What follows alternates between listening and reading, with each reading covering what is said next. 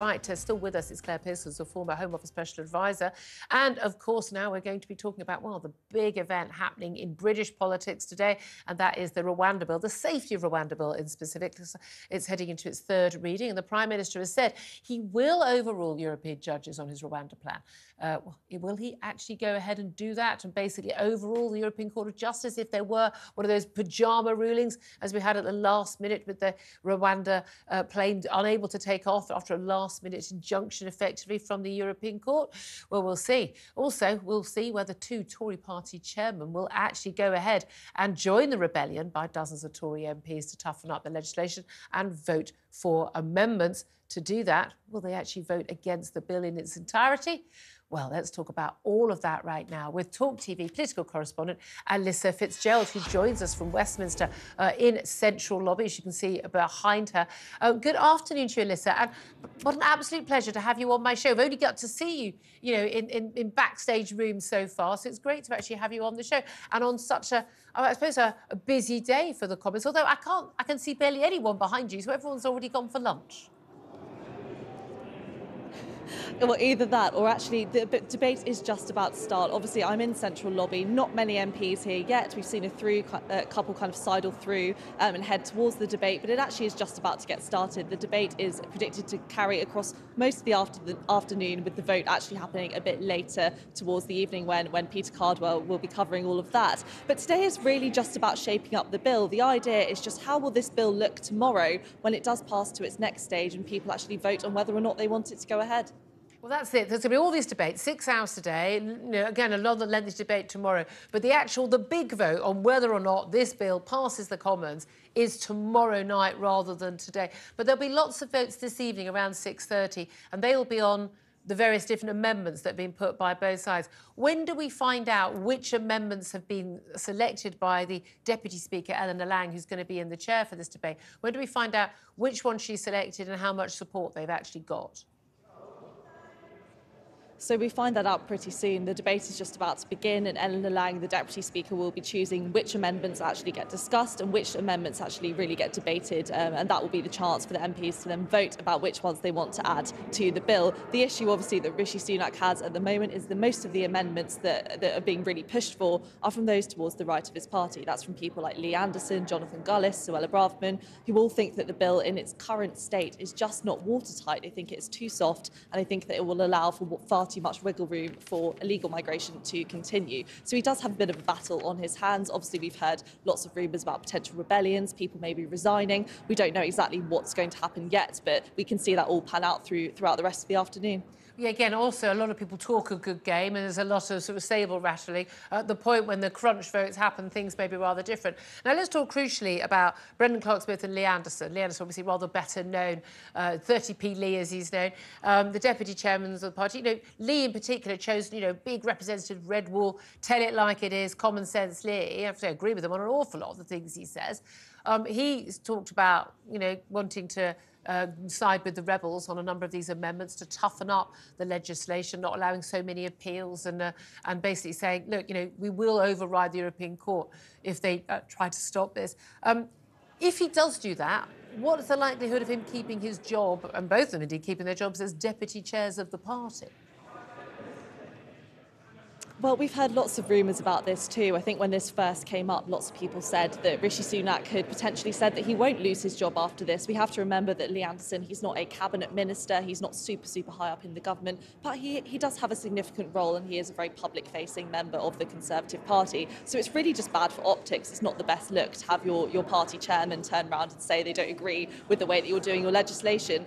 It seems like if Rishi Sunak doesn't sack him after this, people will then question Sunak's authority and say, how do you have a Tory party chairman who is totally disagreeing with everything you're saying? But then on the flip side, if Lee Anderson does get sacked, he obviously represents the views of quite a lot of people, not just in Parliament, but also in the general public. So there'll be a lot of backlash too. So Rishi Sunak really is in a bit of a rock and a hard place here. Well, yeah, indeed. They've got the One Nation Tories. We spoke to Robert Buckin. He seems to be like the sole representative of that group out doing the media round today, where, they're actually sort of pushing, they don't really approve of the Rwanda bill, do they? That's the honest truth, that they want to give more sort of opportunities for appeal, and they think that if we left the European Court or European Convention of Human Rights or anything like that, that would be beyond the pale and unacceptable. So which way do you think Rishi Sunak's going to fall? Because there are a lot of people are saying that, you know, this massively divided party on this huge issue, particularly for Tory voters and particularly for those red wall voters who delivered that 80-seat majority for Boris Johnson in 2019,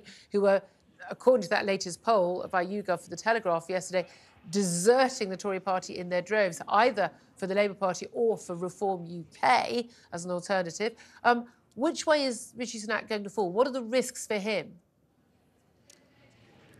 Well, I always really like to push this, and that is that noise doesn't always equal numbers when it comes to politics. You know, you hear all of this noise before something happens, before a vote happens, people saying they're going to defy Rishi Sunak, they're going to vote against it. But then when it actually comes down to it, they feel just too much pressure and they decide that they have no choice but to side with their party. The rumours that we're hearing at the moment are mainly that Rishi Sunak will promise something to the right. He'll say to those, look, I'll meet you halfway at some point, maybe later down the line. And that's an important point too. We have to remember that even if this vote does pass tomorrow, that's not the bill done and dusted. It's still got an awful lot more barriers to go through. So I think Rishi Sunak will probably promise the right that he will toughen it up at some point at a later stage, maybe cave to a couple of the amendments, but it's looking more like the group that he is going to please the most will be the One Nation Conservatives, those towards the centre. And that's probably the issue, isn't it? Because that's where he then loses support to Reform UK. And as we saw in that poll yesterday, possibility that just even a small number of Tories go to Reform UK, that will cost, you know, something probably around 100 seats to the Tories at the next election. Meanwhile, what are Labour doing in all of this, other than rubbing their hands with glee? So Labour have always said that they don't support this bill, they don't support the Rwanda scheme, and they definitely don't support the idea of kind of bypassing the European Court of Human Rights when they deemed the Rwanda scheme unlawful. And that kind of is what this Safety of Rwanda bill actually seeks to do. It seeks to deem Rwanda as a safe country for migrants to be deported to. So Labour have really long opposed this. And actually, they have quite a big impact when it comes to the vote tomorrow. They have a lot of MPs sitting in the chamber. So even if we do see a bit of a rebellion, we're hearing maybe 70 Conservative MPs, for example, Labour far outweigh that. So even if Labour all just vote against it, that is a numbers game, and Labour actually have a massive impact on how the vote pans out tomorrow. Absolutely. It's going to be absolutely fascinating to watch, and you're going to be keeping a closer watch on it as well. And say Peter Cardwell also going to be there for us at Talk TV this evening. So anything interesting happens, we'll bring it to you first here on Talk TV. Alyssa Fitzgerald, thank you very much indeed for joining us there from a rather dark and rather cold-looking central. I'm rather glad to be back in the studio, lighting, heating and everything with Claire Pissell. Now, look, this is your bread and butter as well. You work for Caroline Noakes, who's a Conservative MP. Of course, you worked for her when she was in the Home Office. If you were in the Home Office right now, what would you be advising the government? I mean, I love that laugh. I can't. Oh, so glad I'm not. Yeah, I'm hiding under my desk at the moment. I think that you need to look at your backlog. You need to look at the things you can actually deal with and have some kind of impact over. Yep. And that is dealing with the claims that you've got. Not losing people. I think there need to be some real serious questions as to why 17,000 people have gone missing. And 5,000 of the 5,000 who were identified by Home Offices, these are people we could send to Rwanda, you know, single men. Only 700 are still in touch with the Home Office. Absolutely. It'll be 7 by the time this bill gets through. But of course it will. So I think you need to sort those issues out. You need to be dealing with it. And if I was the Prime Minister, I would be carving the Home Office up and making immigration a standalone department. I think it's the only way you can deal with it. If it's the same people, does it mean...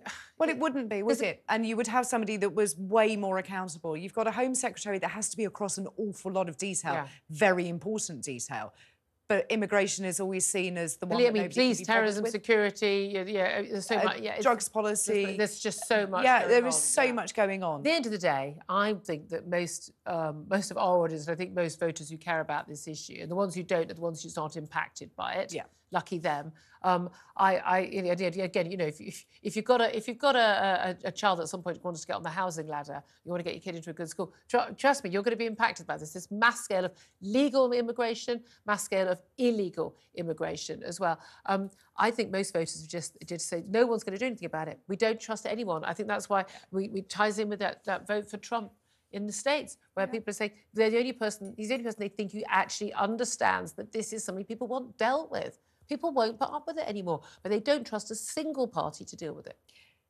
And I'm not surprised. When you look at the level of debate that we've got going on at the moment, it's not exactly high level. It is more pointing the finger at each other, saying, we're better than you. Meanwhile, loads more migrants coming on channel dinghies and no one leaving the country. Exactly.